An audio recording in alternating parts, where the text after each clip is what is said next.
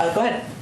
Thank you, Jen. We spoke yesterday about immigration and this facility, HHS facility in Carrizo Springs, Texas for migrant children. And you said it is not kids in cages.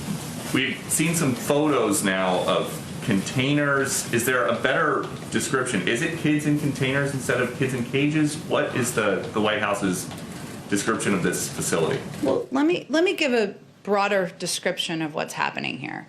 We have a number of unaccompanied minors, children who are coming into the country without their families. What we are not doing, what the last administration did, was separate those kids, rip them from the arms of their parents at the border. We are not doing that. That is immoral, and that is not the approach of this administration. These kids, we have a couple of options. We can send them back home and do a dangerous journey back. We are not doing that either. That is also putting them at risk. We can quickly transfer them from CBP to these HHS-run facilities. That's one option. Or we can put them with families and sponsors without any vetting. There were some problems that process ran into as well. We've chosen the middle option. And these HHS facilities, this is one of them you're referring to, we had to expand and open additional facilities because there was not enough space in the existing facilities and if we were to abide by COVID protocols. That's the process and the step. This facility in Texas, which has been reopened, has been revamped, there are teachers, there is medical facilities, and our objective is to move these kids quickly from there to vetted, sponsored families, and to places where they can safely be. This is a difficult situation. It's a difficult choice. That's the choice we've made. So just one step back from that, we've been talking to people down at the border who say that right now DHS and the Border Patrol are using the same kind of facilities now that they did during the Trump administration, and that there's a facility right now, it's in Donna, Texas instead of McAllen, Texas, but it's tents and chain link fence around it. And so a CBP facility before they're transferred to the HHS facility, is that what you're referring to? Yes, and the issue would be that just in the last couple days they had hundreds of kids that they were holding for over 72 hours, which is the legal limit to keep somebody in a temporary facility. So I'm just curious why. Well, let's be clear though, because I know you want to be clear with the public about the differences.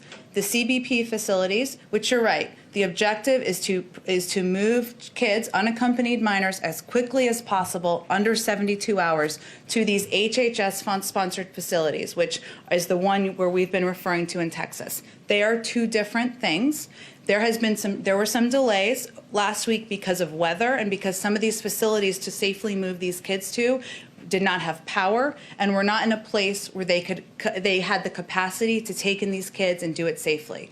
That is not our objective. That is not our goal. So some, unfortunately, did stay 4 days, 5 days, or longer. But the objective is to move them as quickly as possible to the HHS-sponsored facilities. Has the White House seen the comment from Alexandria Ocasio-Cortez, who, speaking about that HHS facility in Carrizo Springs, said this is not okay, never has been okay, never will be okay, no matter the administration or party?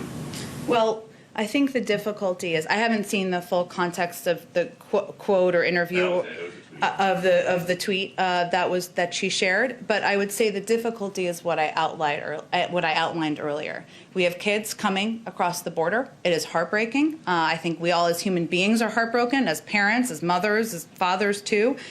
We only have a couple of choices. What we are not doing is dividing these kids and separating from their parents at the border, which is what the last administration did and why President Biden, or then candidate Biden and then candidate Harris, were outspoken at the time about these kids being pulled from their parents. What we are doing is working as quickly as possible to process these kids into these HHS facilities, which have been revamped, which have medical and educational services available, so that we can then transfer them to families. That's what our approach is. And so if there is this big difference, would the administration support, if it could be done safely because of COVID and with privacy concerns for the children in mind, would the administration support letting reporters in and press in to see what the difference is?